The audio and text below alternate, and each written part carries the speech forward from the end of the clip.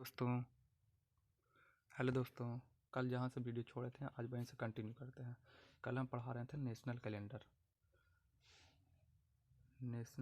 Calendar. तो कल हम आपको बताए थे कि शक संवत और हिजरी संवत जो है कहीं अभी भी स्पेसिफिक चीज़ों पे यूज हो रहा है, कहीं कहीं कोई भी सेक्टर में यूज हो रहा है। तो यहाँ पे दिया हुआ है Shaka Samvat is used in some government sector customarily officially whereas Gregorian calendar is used everywhere particularly.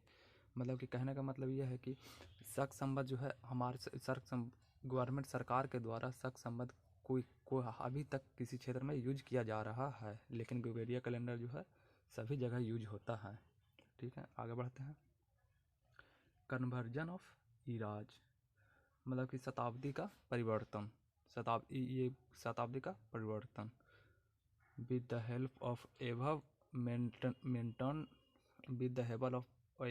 mentioned table any era can be convert into other era। यह कह रहा है कि नीचे कुछ दिया हुआ है जिससे हम एक शताब्दी को दूसरी शताब्दी में बदल सकते हैं, जैसे कि हमें बताया हुआ है।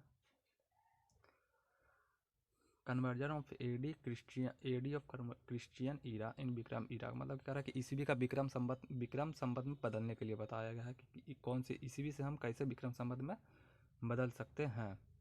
यहाँ पे दिया हुआ है 57 इज एडेड इनटू ऐसे कन्वर्जन ऑफ ये बता रहा है कि विक्रम ईसवी से विक्रम ईरा में बदलने के लिए आपको 57 ईसवी में 57 प्लस करना पड़ेगा। जैसे कि यहाँ पे दिया हुआ है 2013 एडी है, 2013 ईसवी है, उसमें अगर 57 ऐड कर देंगे तो वो विक्रम संवत में कन्वर्ट हो जाएगा। आगे बढ़ते हैं। कन्वर्जन ऑफ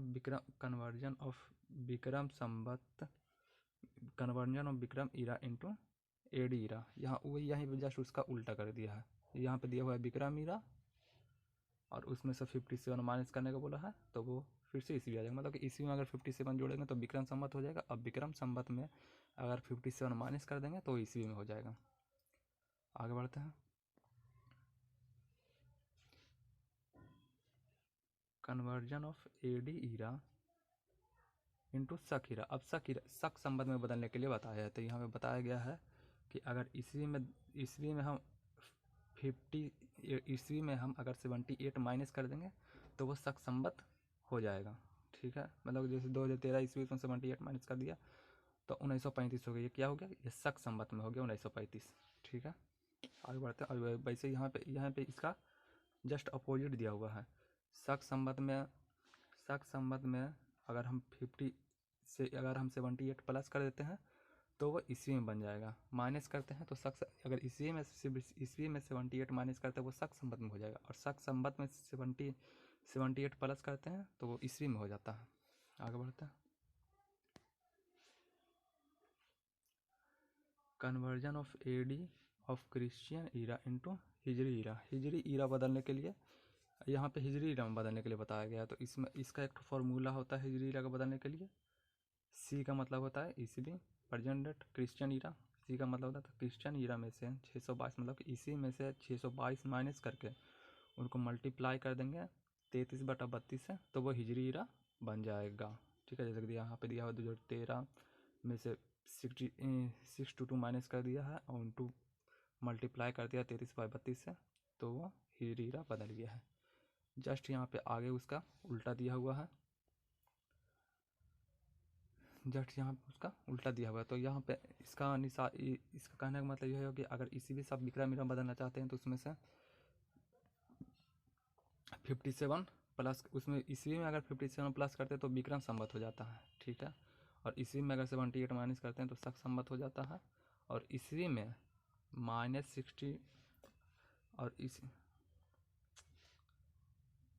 अरे यार और ईस्वी में 622 माइनस करके उसको गुना कर देते हैं 33/32 से तो वो हिजरी संवत आ जाता है। आगे बढ़ते हैं।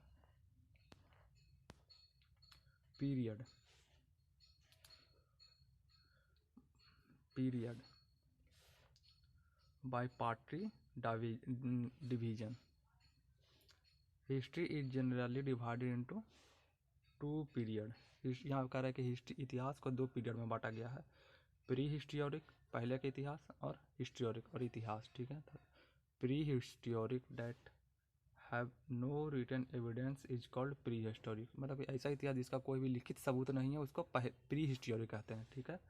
And provided that have written evidence is known as historic period, जो और जिसका लिखित में प्रमाण है उसको हिस्ट्री कहते हैं, उसको इतिहास कहते हैं, ठीक है ना। प्री हिस्ट्री किसको कहता है, जिसका कोई भी लिखित प्रमाण नहीं है उसको प्री हिस्टोरी कहते हैं, और जिसका लिखित प्रमाण मिला है उसको कहते हैं history.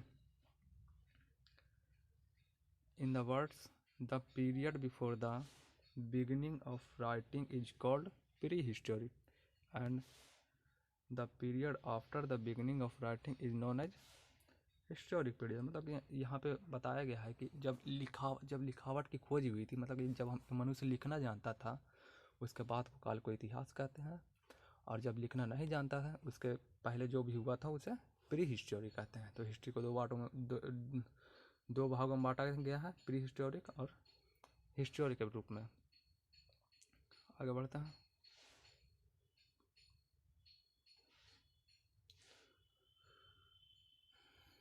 The time period of prehistoric period is except the time period of prehistoric is except BC to 600 BC and the time period of historic period at 600 BC till date। मतलब यह कहने का मतलब है कि pre historic का जो समय है वो 3 करोड़ ईसा पूर्व से लेकर 600 ईसा पूर्व तक है। प्री हिस्टोरिक का जो समय 3 करोड़ ईसा पूर्व से लेकर 600 ईसा पूर्व तक है, एंड हिस्टोरिक का जो पीरियड है वो 600 ईसा पूर्व से बाद से लेके अब तक का है। 600 ईसा पूर्व से लेके अब तक जो है हिस्टोरिक पीरियड है। आगे बढ़ते हैं।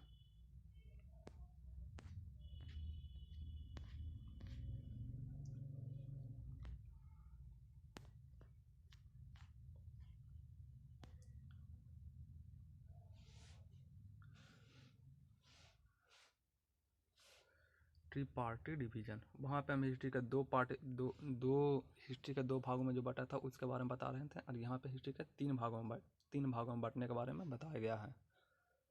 ट्रिपार्टी division of history is more prevalent in practice. According to this, history is divided into 3 period: prehistoric, protohistoric and historic। जो 2 पार्ट में विभाजन हुआ था, जो हिस्ट्री का अभी तक 2 पार्ट में विभाजन पढ़े हैं, ये तीसरा पार्ट में विभाजन बताया गया है। तीसरा पार्ट में विभाजन हुआ हिस्ट्री का प्री हिस्टोरिक में, प्रोटो हिस्टोरिक में और हिस्टोरिक में। ये 2 पार्ट से ज़्यादा प्रचलित है, तीसरा पार्ट वाला है। तीसरा पार्ट में बांटा गया प्री हिस्टोरिक, प्रोटो हिस्टोरिक और हिस्टोरिक के रूप में, ठीक है। आगे बढ़ते हैं। कुछ इंपॉर्टेंट पीरियड दिया हुआ है। प्री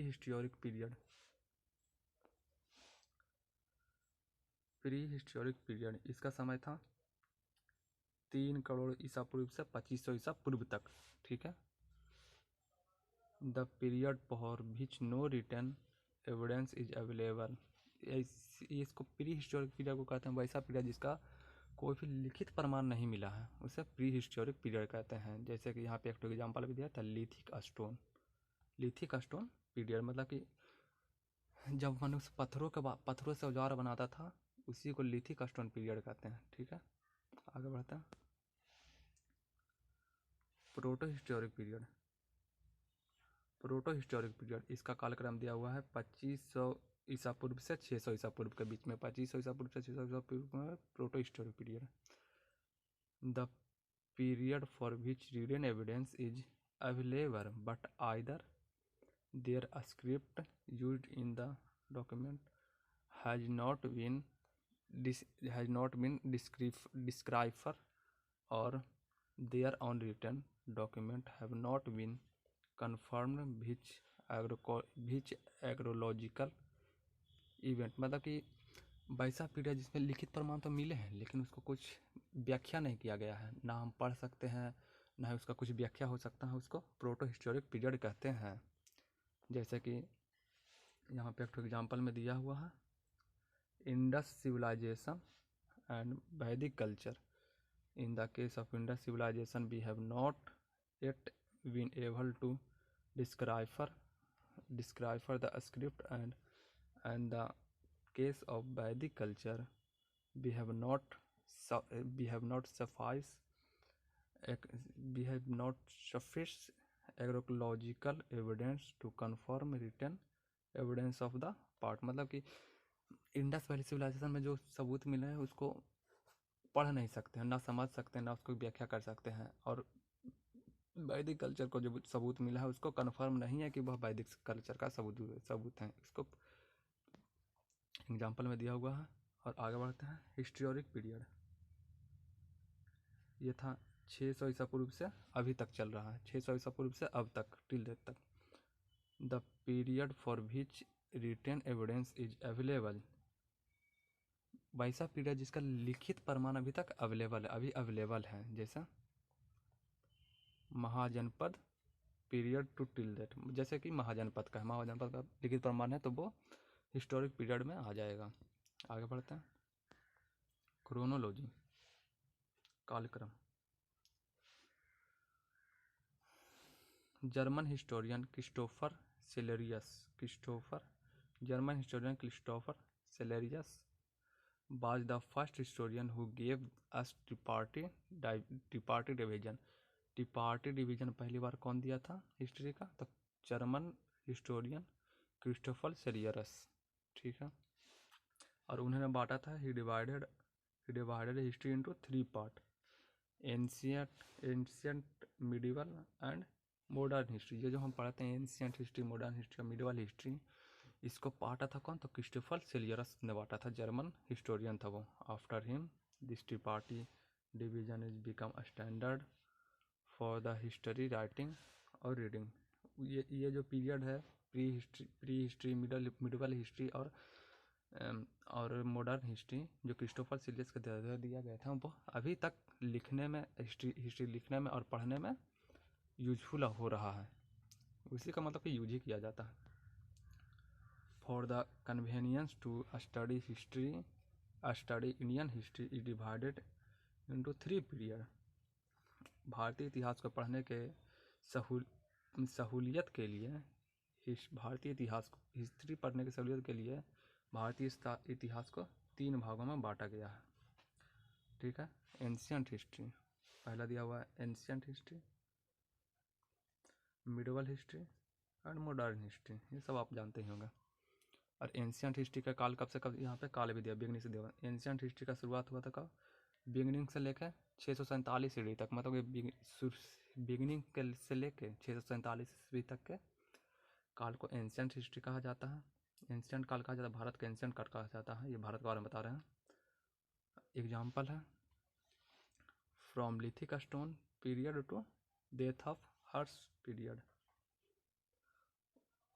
एंशियंट पीरियड कब से माना जाता था? लिथिक, मतलब कि जब मनुष्य पत्थर के बारे में जानता, पत्थर से सब कुछ यूज करता, पत्थर कुछ भी नहीं जानता, जब पत्थर का लिथिक पीरियड, मतलब पत्थरों का पीरियड जो था, तब से लेके हर्ष का डेथ तक, जब हर्ष, जहाँ तक हर्षवर्धन रहा वहाँ तक के काल को कहते हैं एंशियंट हिस्ट्री काल, ठीक है। और मिडिवल काल कहते हैं 647 ईस्वी से 1757 ईस्वी तक, from the death of Harsha to the battle of Plassey, मतलब कि हर्षवर्धन के अंत के बाद, हर्षवर्धन की मृत्यु के बाद के काल, मृत्यु के बाद का काल, और पलासी के युद्ध के काल के बीच को कहते हैं मिडिवल हिस्ट्री, ठीक है।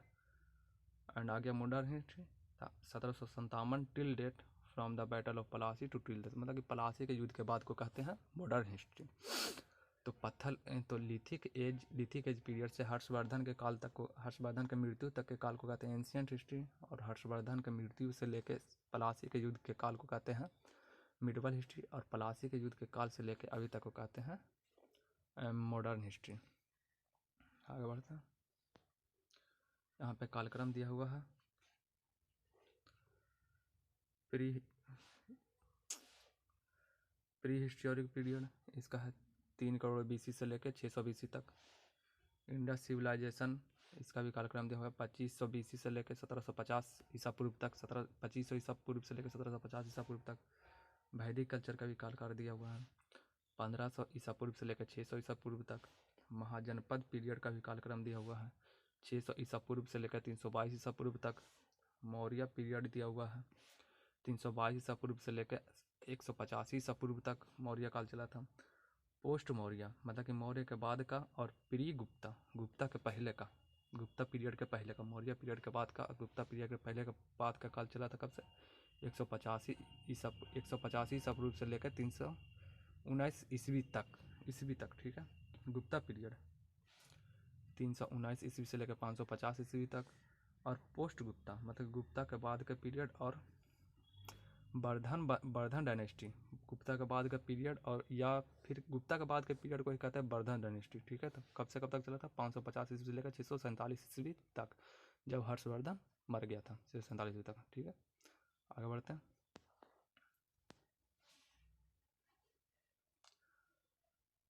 On the basis of tools, pre historic period is divided into 3 सब period, lithic stone period, copper period and iron period. मतलब कि औजार जो होता ना, उनका जो हथियार था, टूल्स मतलब कि औजार, पहले प्राचीन लोगों के जो औजार थे उसके आधार पर एंशियंट हिस्ट्री को 3 भागों में बांटा गया है। तो लिथिक स्टोनेज, इसमें पत्थर का जो भी औजार था वो पत्थर का औजार था।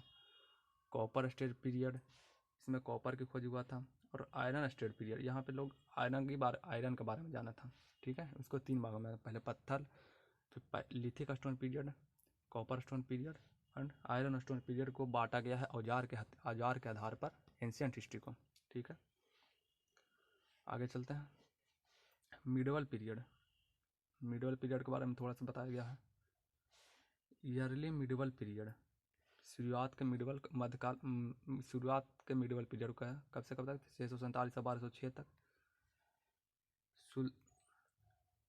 सल्तनत पीरियड, एक तो होता है सल्तनत डायनेस्टी, सल्तनत काल दिया हुआ है 1206 से 1526 तक, सल्तनत काल 1226 तक।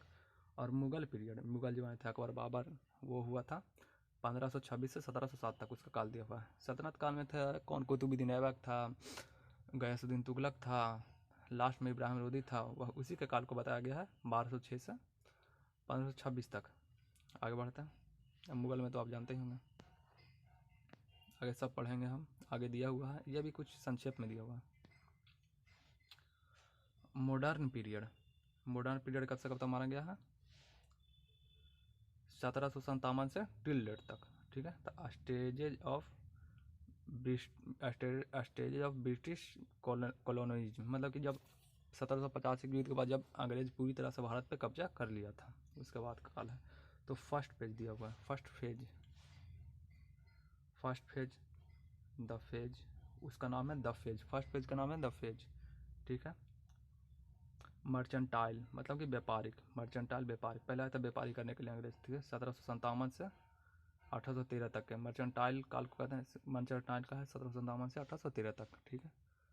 The monopoly of trade and direct appropriation of revenue, मतलब कि व्यापार पर एकाधिकार और सीधी रेवेन्यू, मतलब कि सीधा कमाई, व्यापार पर एकाधिकार और सीधा राजस्व लेते थे अंग्रेज जो थे। शुरू के काल में क्या था, व्यापार पे एकाधिकार किए और डायरेक्ट राजस्व लेने लगे।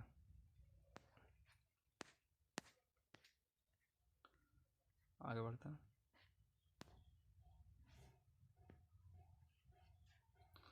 द सेकेंड फेज यहाँ पे दिया हुआ है, द सेकेंड फेज, उसका नाम है द इंडस्ट्रियल फेज को। फर्स्ट फेज को कहते हैं द फर्स्ट फेज, और सेकेंड फेज को कहते हैं इंडस्ट्रियल फेज। इसका काल था 1813 से 1858 तक, 1813 से 1858 को द इंडस्ट्रियल फेज कहते हैं और सेकेंड फेज कहते हैं, ठीक है। The period of laissez faire free trade, मतलब कि मुक्त व्यापार के काल को कहते हैं द इंडस्ट्रियल फेज, मतलब कि इसमें व्यापार का इंडस्ट्री का ज़्यादा विस्तार हुआ। तीसरा है third phase, the financial phase, मतलब धन उनके 1807 से 1947 तक। The finance imperialism period of British capital investment और इंडिया। वो पीरियड जब ब्रिटिश जो है भारत में इन्वेस्टमेंट करने लगा, मतलब कि क्या कहते हैं पूरा भारत का विकास धन ले जाने के लिए भारत के विकास के बारे में सोचने लगे थे।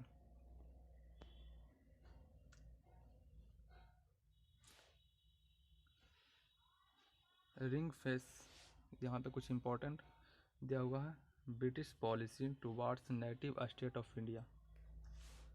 रिंग फेंस पॉलिसी कब से कब तक चला? 1757 से 1813 तक। 1757 से 1813 तक रिंग फेंस पॉलिसी।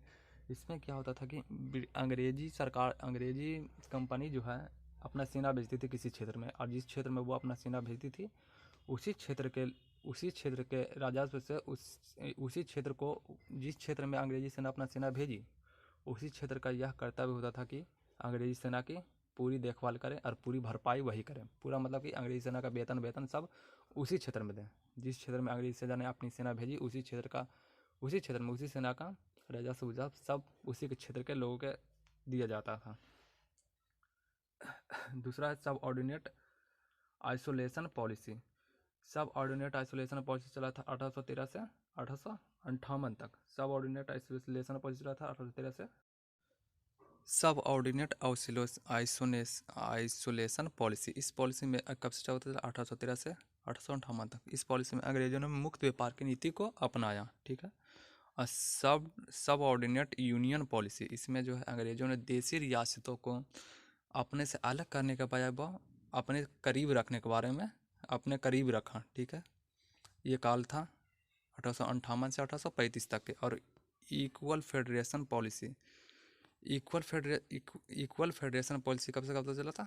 1935 से 1947 तक। इसमें जो ब्रिटिश जो थे इक्वल 1935 से इसमें जो ब्रिटिश थे भारत के पूरे राज्य को एक संघ बनाने के बारे में सोच रहे थे। भारत को एक संघ बनाने, इस पॉलिसी में, इक्वल फेडरेशन पॉलिसी में भारत के सभी राज्यों को एक संघ बनाने के बात की गई थी, ठीक है। तो यहाँ से आपको समझ में आ गया होगा। रिंग फेंसी पॉलिसी में क्या था?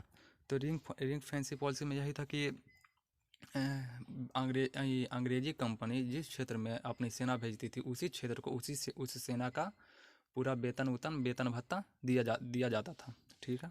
और सब ऑर्डिनेट आइसोलेशन पॉलिसी में क्या था? तो इसमें मुक्त व्यापार की नीति को अपनाया गया था। सब यूनियन पॉलिसी में क्या था? तो देशी रियासतों को अपने से दूर करने के बजाय अपने करीब में रखने के बारे में बोला गया था। और इक्वल फेडरेशन पॉलिसी में क्या था? तो इसमें था कि भारत के सभी राज्यों को एक संघ बनाने के बारे में सोचा गया था। रिंग फेंस पॉलिसी आया था 1757 से 1813 के बीच में।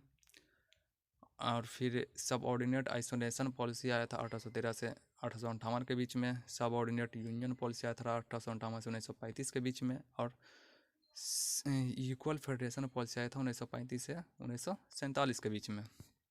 आगे बढ़ते हैं।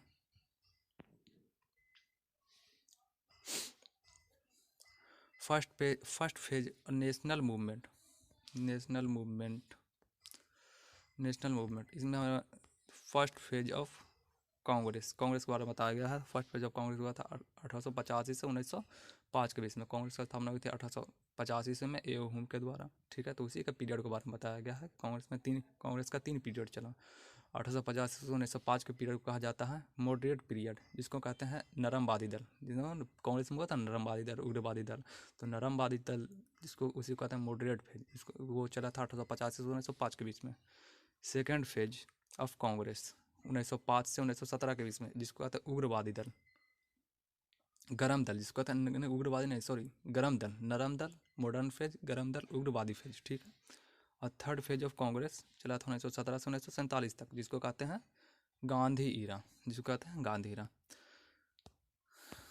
तो दोस्तों यहाँ से आ गया अगला टॉपिक। यहाँ से हम अगले वीडियो में कंटिन्यू करेंगे। और ये जो बुक है वो बिल्कुल 2022 का है, लेटेस्ट पैटर्न पर आधारित है, ठीक है।